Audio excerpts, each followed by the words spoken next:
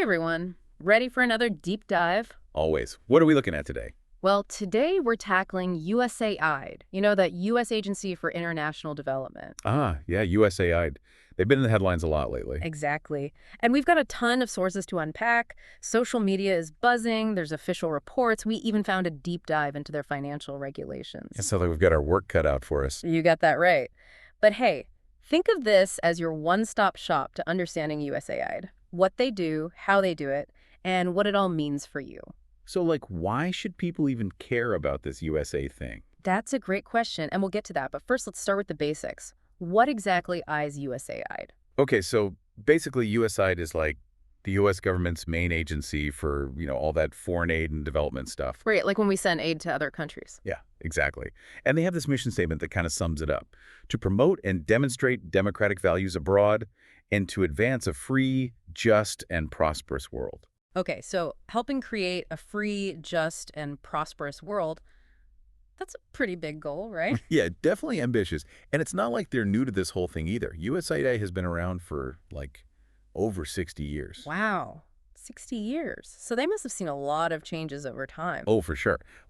You know how they started out mainly focused on responding to natural disasters? Yeah, like earthquakes and hurricanes and stuff. Right. But now they mostly deal with man-made crises, poverty, conflicts, things like that, lack of access to basic resources. So less about the natural disasters and more about the human-caused problems. Yeah, pretty much. It's a big shift. Makes you think about all the changes in the world over the past 60 years. That's for sure. But okay, let's say there's a crisis somewhere in the world. How does USA actually help? It's not like they just, send pallets of cash, right? No. I mean, I wish it were that simple, but no, it's a lot more complicated than that. USAID works through this whole network of programs and partnerships. They give out grants to different organizations. Oh, so it's like a grant process. People have to apply for funding from USA. Exactly. NGOs, local community groups, sometimes even private companies. And it's not just asking for money and getting it. There are applications, evaluations, negotiations. So a lot of paperwork, I bet. Oh, yeah. There's a whole system to figure out who gets funding and what they can use it for. And they've got different types of grants, too, for different situations. Okay, so walk me through those. What are the differences between these grants? So you've got your standard grants. Those are pretty involved. Then there are things called fixed amount awards. So with those, it's kind of like you get this set amount if you achieve a specific outcome. Okay, so it's like results-based. Right. And then they have simplified grants for smaller, more, community level projects. Like what? Give me an example. Let's say, I don't know, like a women's group in Kenya needs money to dig a well, something like that. A simplified grant could help them with that. Less bureaucracy for those smaller organizations. Oh, that makes sense. So it's like they have different tools for different situations, a whole funding toolbox. Exactly.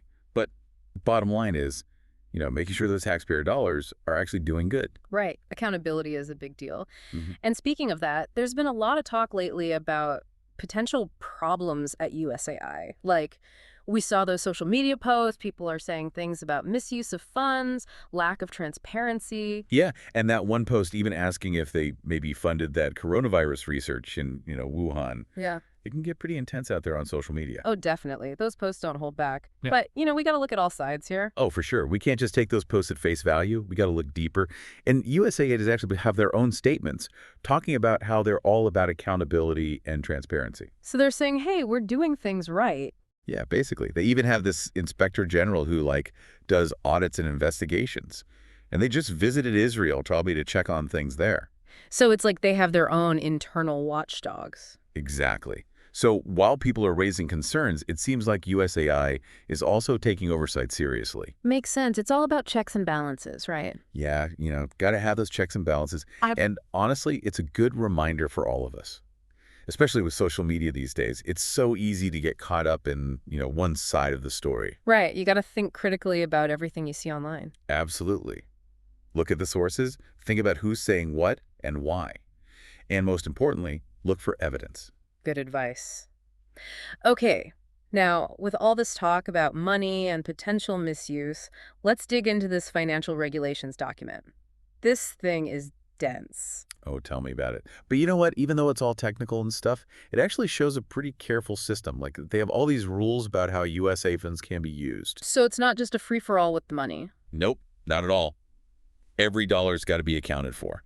They even have specific ways of handling different types of transactions. So they're really keeping track of everything. Oh, yeah. They even have this whole section about provisions, contingent liabilities, and contingent assets. Sounds complicated, right? Yeah, a little bit. What does all that even mean? Basically, it means they have ways to manage risk. Think about it. They work in all these crazy environments, wars, natural disasters, political turmoil. Anything can happen. Yeah, that's true. So these provisions, it's like they're setting aside money in case things go wrong, to cover potential losses or costs they didn't expect. It's all about being responsible with that taxpayer money. Okay, that makes sense. So they're not just throwing money at problems blindly. They're thinking ahead, planning for the unexpected. Exactly. It's like they're playing this high-stakes financial chess game, always trying to be a few moves ahead. Okay, I like that analogy. But let's zoom out for a second. What does all this tell us about the bigger picture? USAID's role in U.S. foreign policy and, their impact on global development. Well, that's where this other source we have comes in, the one about the mandate for leadership. It gets into this whole debate about how effective foreign aid actually is. Okay, interesting. So is it actually working? Well, that's the million-dollar question, and there are lots of different perspectives on that. This source, for example, they're really pushing for countries to become more self-reliant, instead of just relying on aid forever. So like teaching a man to fish instead of just giving him a fish? Exactly, but it's a lot easier said than done, right? There are tons of challenges with that approach. Oh, I'm sure. Like what? Well, this source talks about things like bureaucratic inertia. Big organizations can be slow to change. And then there's this idea of the aid industrial complex. Aid industrial complex. That sounds kind of scary. Yeah, it's basically this whole network of people and organizations that, benefit from the way foreign aid is set up right now. So some people are actually profiting from the way things are currently done. It definitely raises some questions about whether the aid is always going to the right places and serving the right people. That's a whole other layer to this. It makes you wonder who's really benefiting from the current system. Yeah, it's definitely something to think about. And it's just one of the many things we'll be unpacking as we continue our deep dive into USAID. Okay, so we've covered a lot of ground already, like USAID's mission, how they work, the whole grant system, and even some of those controversies around transparency and accountability. But let's get into the nitty-gritty. Like, what does their work actually look like? What do they actually do? Well, USAID is involved in a ton of different things. Like, they support farmers in developing countries. They provide aid after natural disasters. Yeah. But one of their big focuses, and one that's been in the news a lot, is global health initiatives. Right, right. This is where all this stuff about pro-life policies comes in, right? Things can get a little tricky there. Yeah, definitely a sensitive area. Yeah. This source we have, Mandate for Leadership, it really digs into those debates about U.S. funding for family planning programs around the world, and specifically the issue of abortion. Okay, so just to be clear, we're not here to take sides or anything. We're just trying to understand the different perspectives and how they affect USAID's work, right? Absolutely. So this source talks about how the Trump administration, they really push this thing called the Mexico City policy. Sometimes people call it the global gag rule. The global gag rule sounds intense. What's that all about? Well, it basically stops U.S. funding from going to any foreign NGO that performs or promotes abortion as part of their family planning programs. So like if an organization even mentions abortion, they don't get any U.S. money. Well, it was supposed to be like that, but it wasn't always so black and white. The source mentions that there were some, loopholes. Some international groups that do perform or promote abortions, they still got funding from USA, just not for anything related to, abortion specifically. Oh, so they could get funding for other things, just not that. Right, exactly. So it's complicated. And then, of course, the Biden administration, they came in and reversed that policy. Right, right. They got rid of that global gag rule expansion. Yeah, and started funding those organizations again. They framed it as protecting women's health and rights. So it goes back and forth depending on who's in charge. Different presidents, different priorities. Definitely. And it shows how politics plays a big role in how all this foreign aid is used. But stepping back from that specific debate, there are some broader criticisms of USAID's global health programs, too. Oh, yeah. Like what? Well, some people say they focus too much on specific diseases like HIV/AIDS or malaria instead of, trying to strengthen the entire health system of a country. Right. So it's like instead of just putting a Band-Aid on individual problems, they should be helping countries build up their whole healthcare infrastructure. Exactly. It's a long-term approach. Imagine helping a country build a bunch of clinics, training healthcare workers. That would have a much bigger impact in the long run. Yeah, it's like teaching someone how to be healthy instead of just treating their illness when it pops up. Exactly. But obviously, building up a whole health system is a lot harder than just focusing on one disease, Right, right? definitely. And I bet it's a lot more expensive too. For sure. And that brings us to another criticism. Efficiency. Are they actually getting the most out of the money they're spending? Is the aid really reaching the people who need it most? Okay, yeah, those are the big questions. So what does this source say about that? Well, it points out that a lot of the aid goes through these huge international organizations like the UN, for example. And while those groups have a lot of reach, they can also be, kind of slow and bureaucratic. So they're not always the fastest or most efficient. Not always. And sometimes it's those smaller local organizations that are actually better at responding to, the specific needs of a community. Yeah, they're closer to the ground, right? They understand the situation better. Exactly. And then there's the whole question of sustainability. Like, is USAID actually helping countries become self-reliant in the long run? Mm. Or are they accidentally creating more dependency on foreign aid? Well, that's a good point. I never thought about that. It's like the goal should be to eventually not need aid, right? Right. So this source suggests that USAID should be doing more to, empower those local communities, build up their own capacity, Yeah. and focus on long-term solutions instead of just quick fixes. So it's like giving them the tools and knowledge to help themselves. Yeah, exactly. It's a different way of thinking about foreign aid. It's not just about giving handouts. It's about empowering people to create a better future for themselves. That's a Yeah. really interesting way to look at it. It's like instead of just responding to problems, we should be helping them solve those problems themselves. Exactly. And this whole idea, it actually comes up a lot when you look at USAID's work, whether it's global health, humanitarian assistance, or just overall development programs. So it's like a common thread, this idea of empowering local communities. Yeah, I think you're right. It's about recognizing that there's no one-size-fits-all solution, and that the best solutions usually come from the communities themselves. That makes a lot of sense. But let's shift gears a bit.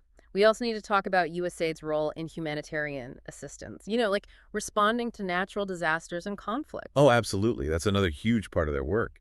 And it comes with its own set of challenges and controversies. Yeah, I bet. So what kind of issues are we talking about here? Well, one of the biggest criticisms is that the aid doesn't always get to the people who need it most, or it gets there too late. You hear about bureaucratic bottlenecks, logistical problems, sometimes even corruption. Ugh, that's so frustrating. People are suffering and the help just isn't getting through. Yeah, it's a real problem. And this source, they actually argue that part of the problem is that we rely too much on those big international organizations. Right, the ones we were just talking about. Yeah. Yeah. And while they're important, they can also be slow and inflexible. Mm-hmm. Sometimes those smaller, more local groups, they can actually get aid to people faster and more efficiently. Yeah, they're more nimble. Right, they can adapt to changing situations more easily. Exactly. And even when the aid does get there, there's the question of whether it's actually helping in the long run. Like, are we accidentally creating more dependency, Mhm. or are we maybe messing up local markets by, flooding them with free stuff? Wow, I never thought about that. It's like you have to think about the unintended consequences too. Yeah, for sure. It's this constant balancing act, Mhm. providing immediate relief, but also thinking about those long-term impacts and how to help communities rebuild sustainably. Right, so it's not just about putting a Band-Aid on the problem. It's about helping them heal and become stronger in the long run. Exactly. And this source actually talks about the need to shift away from a reactive approach to humanitarian aid and move towards a more proactive approach. What does that even mean, proactive humanitarian aid? So instead of just waiting for a disaster or conflict to happen and then responding, we should be trying to prevent those crises from happening in the first place. Okay, but how do you do that? It sounds really difficult. It is difficult, Yeah. but it involves things like addressing the root causes of conflict and instability, investing in early warning systems, things like that, and building stronger partnerships with local communities. So it's like trying to predict and prevent problems before they even start. Yeah, basically. Yeah. And the source argues that it's not only more humane, but also more cost-effective in the long run. It's like that saying, an ounce of prevention is worth a pound of cure. That makes sense. But okay, what about those situations where a crisis is already happening? Like, how does USA work in active conflict zones? That must be incredibly difficult and dangerous. Oh, absolutely. And there's so many challenges in those environments, like just keeping aid workers safe is a huge priority. Yeah, they're putting their lives on the line to help others. Exactly. And then there's the issue of access. Like sometimes warring factions will block access to certain areas, so it's really hard to get aid to the people who need it. That's terrible. People are trapped and they can't get help. Yeah, it's heartbreaking. Yeah. And then there's this whole issue of neutrality. Aid organizations have to be seen as impartial. They can't be seen as taking sides in the conflict. Right, because then they might be seen as a threat or an enemy. Exactly. So it's this really delicate balancing act. They have to negotiate with different groups, figure out security arrangements, make sure the aid isn't being diverted or used to fuel the conflict. It sounds like walking through a minefield. Pretty much. And it's not just about delivering food or supplies. It's about understanding the whole context, the politics, the dynamics of the conflict, and building trust with those communities. So it's a lot more than just dropping off a box of stuff and leaving. Oh yeah, way more. But even in those really tough situations, the goal is still to help those communities become more self-reliant, to help them rebuild and create a better future for themselves. So even in the middle of a war, you're still thinking about the long term. Always. And that means working closely with those communities, understanding their needs, and supporting their own efforts to recover and rebuild. It sounds like it's really about shifting away from that old school idea of, outsiders coming in and telling people what they need. Right. It's not about being paternalistic. It's about empowering those communities to take ownership of their own future. So it's about partnership and collaboration, not just charity. Exactly. And that brings us to a really crucial aspect of USAID's work that we need to talk about, and that's how they navigate the global power dynamics, especially with China. Oh yeah, that's the elephant in the room, isn't it? China's role in all of this. Definitely. And this source, Mandate for Leadership, they're very clear about their perspective on this. They believe USAID should be a key tool in countering China's influence, especially in the developing world. So this is where it gets really geopolitical, huh? Like, USAID is not just about helping people, it's also about this global competition between the US and China. Right, and this source definitely sees it that way. They argue that USAID should be used to promote American values and interests, democracy, free markets, things like that, and push back against China's growing influence. So they see it as a kind of battle of ideas, a contest between two different visions for the future? Yeah, and they're not shy about criticizing China's approach. They specifically call out China's Belt and Road Initiative, that massive infrastructure project they're doing all over the world. Yeah, I've heard about that. It sounds pretty ambitious. It is, but this source argues that it's not all, sunshine and roses. They say China's engaging in what they call debt trap diplomacy. Tit trap diplomacy. That sounds kind of sinister. Basically, it means that China gives out loans to developing countries for these big infrastructure projects, but they know those countries won't be able to pay the money back. So they're setting them up to fail. Kind of. And then, once those countries are in debt, China can use that leverage to get what they want: access to resources, political support, even control of key infrastructure. So it's like a way for China to gain power and influence through economics. Exactly. It's a long-term game. And this source argues that the U.S. needs to step up and offer those countries a different path. So instead of taking loans from China, they could get help from USAI. Right. Grants or loans with better terms, without the risk of getting trapped in debt. It's about showing those countries that there's a different way to develop, a way that's more aligned with American values. That sounds like a huge challenge, though. China's got so much money to throw around. It is. Yeah. But the source argues that the U.S. has other strengths, our allies, our technology, our commitment to democracy.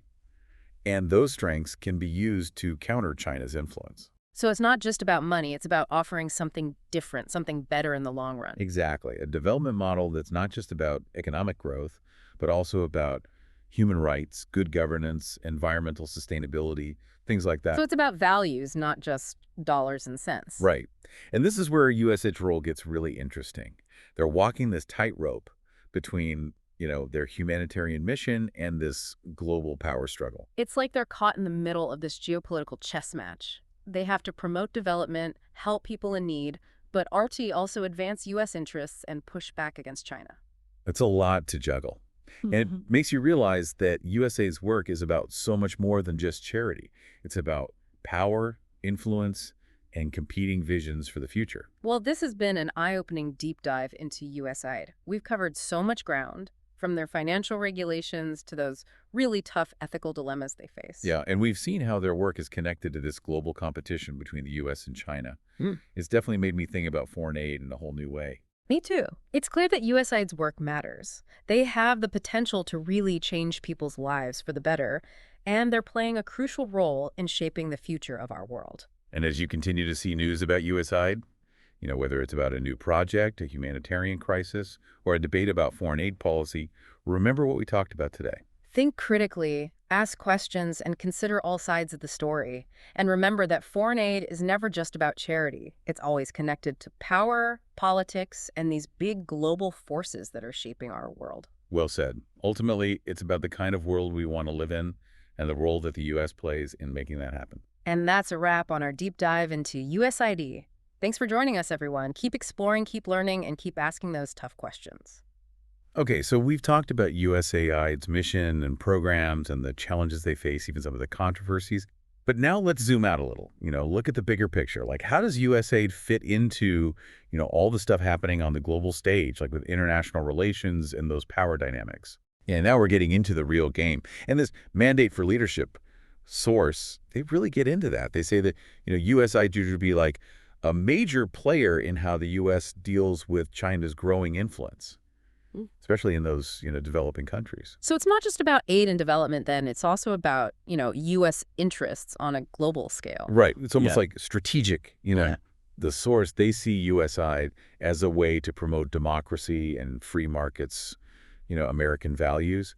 And they're saying the U.S. can't just, sit back and watch while China does its thing. So it's like a competition almost, like two different ideas of what the future should look like. Yeah, I think that's a good way to put it. And they're especially critical of this idea that, like, the U.S. can cooperate with China on some things, like climate change, while ignoring all the differences in, values and politics and all that. They think China's end goal is to, replace the U.S. as the top dog, and that all their development projects are part of that. And they specifically call out China's Belt and Road Initiative. We hear a lot about that in the news. Remind me what that is again. Right. So the Belt and Road Initiative, it's basically this huge infrastructure project that, like, spans across continents. China is pouring billions, maybe even trillions of dollars into building, like, roads and railways, ports, all sorts of stuff across Asia, Africa, Europe, even parts of Latin America. I mean, on the surface, that sounds good, right? Developing countries need better infrastructure. So what's the problem? Well, that's where things get a little tricky. This source we're looking at, they say, is not all, just helping out. They call it debt trap diplomacy. Debt trap diplomacy. What is that? So China offers these loans to developing countries for these big projects. But they know that, a lot of these countries won't be able to pay the money back. So they're kind of setting them up for failure then. Yeah, in a way. And once they're stuck with this debt, China can use that to get stuff they want, like access to natural resources, maybe political support at the UN, even control over some of that new infrastructure. So it's not just about economics, it's about China getting more power and influence. Right, it's a long game. And this source is saying that USAT needs to be more proactive, offer countries another option besides Chinese financing. So they're saying, like, come to USAID instead of going to China? Yeah, like show them there's a different way to do development, one that's transparent, accountable, and doesn't come with all that risky debt. I see. It makes sense. But it also feels kind of like, David and Goliath, right? China's got all this money. They're not afraid to use it. Yeah, that's a huge challenge for sure. But this source argues that the U.S. has other things going for it, like allies and technology and, commitment to democracy. And they say those are valuable assets that can, be used to counter China. So it's not just about, like, outspending them. It's about offering something better, something more attractive in the long run. Exactly. And that's where USAID comes in. They're kind of walking this line between, promoting development, helping people, but also advancing U.S. interests and pushing back against China's influence. It's a lot to balance. It really makes you think about USAID's role in all of this. Like, it's way more than just, charity. Absolutely. And I think this deep dive has shown that. We've looked at so much, from the specifics of their programs to these big geopolitical questions. It's been really fascinating. And it's clear that USAID's work is super important. It can make a real difference in the lives of so many people. And it plays a big role in shaping the future of our world. Definitely. And as you keep learning about USAID, in the news and all that, just remember what we talked about And today. think critically, ask questions, consider all sides of the story. Exactly. And remember, this foreign aid thing, it's never simple. It's always connected to politics and power and those big global trends that are shaping our world. Well said. And that's our deep dive into USAI. Thanks for joining us, everyone. Keep learning, keep exploring, and we'll see you on the next deep dive.